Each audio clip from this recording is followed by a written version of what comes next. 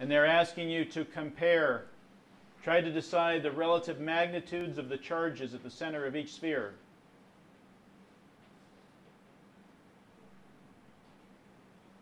And they want you to indicate the magnitude of Q2 and Q3 in terms of Q1.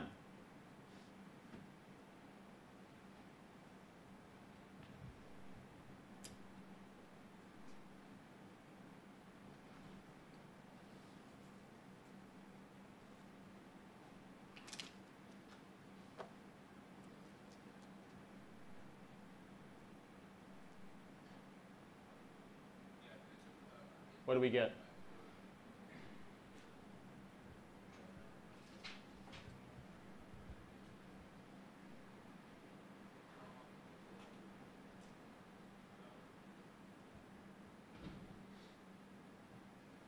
How does Q2 compare to Q1? Twice as much. We good with that? How does Q3 compare to Q1?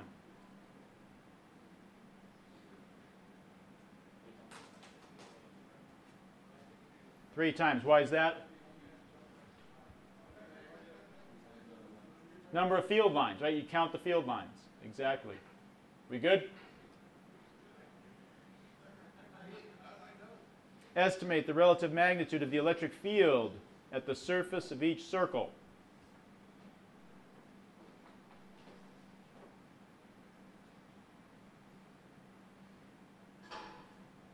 So those three circles have the same radius, the same radii.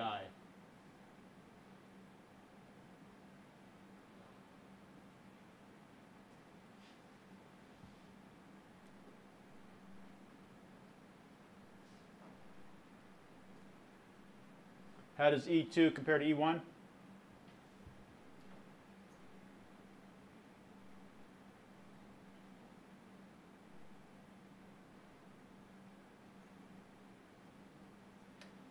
What is it?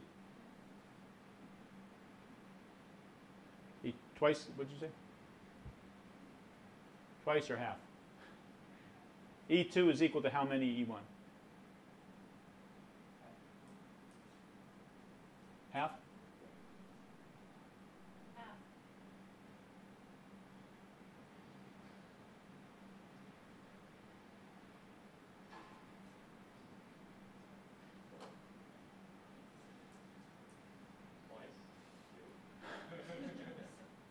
What's our formula? Electric field from a point charge, KQ over R squared, right? R is the same for all of these. So the bigger the Q, the bigger the electric field. Is that correct? Twice as much. We good?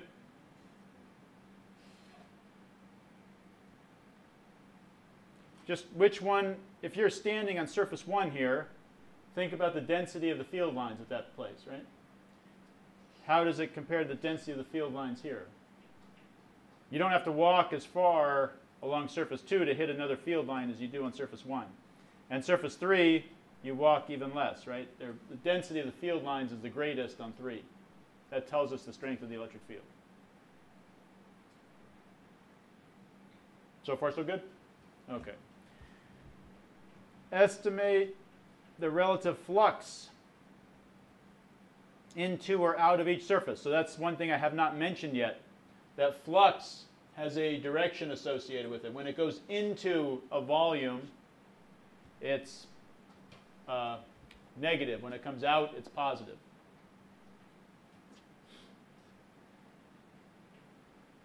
So what are we doing? Estimating the flux in terms of surface 1.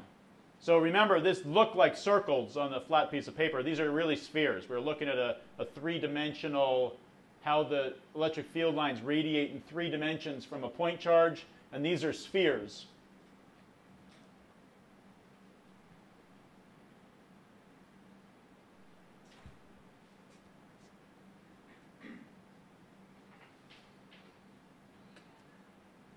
So remember the formula for flux?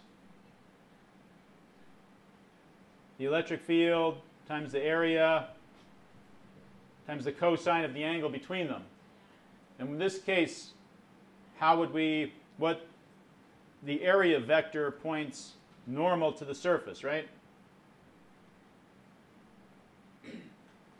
And my electric field lines are normal to the surface. So this is just the electric field times the area. Is the electric field constant over that whole surface? Yes, because we're at the same radius, where this is a sphere. Every point is the same distance away from the point charge. So our electric field is constant. So it's just the electric field times the surface area. The surface area, same for each one of these. The radius is the same. So then it just depends on the electric field. Question? So we're supposed to imagine those electric field lines coming out in a three-dimensional array. Yes. So the first one would be a kind of a trigonal planar kind of array, and the second one would be bipyramidal or whatever. I don't know. Yeah, I don't know the names for them, but yes, yeah, exactly. Exactly. The question is, you know, we flatten them out to appear on a sheet of paper, but really maybe these two are in one plane, in the plane of the page, and maybe this one's actually coming out from the page, and this one's going in, and this one is doing in, and this one's coming out, something like that. It's really a three-dimensional configuration. So, how does the flux through surface 2 compare to the flux through surface 1?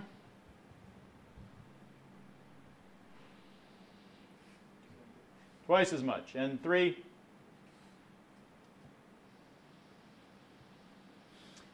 And the moral of this story, the total electric flux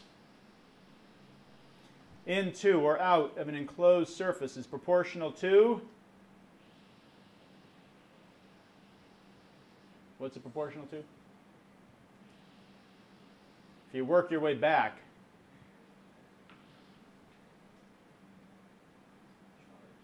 the charge inside. As the charge inside increased, the number of field lines increased, and the flux increased. Because the flux is the number of field lines that are penetrating that surface. So it's proportional to the charge inside the surface.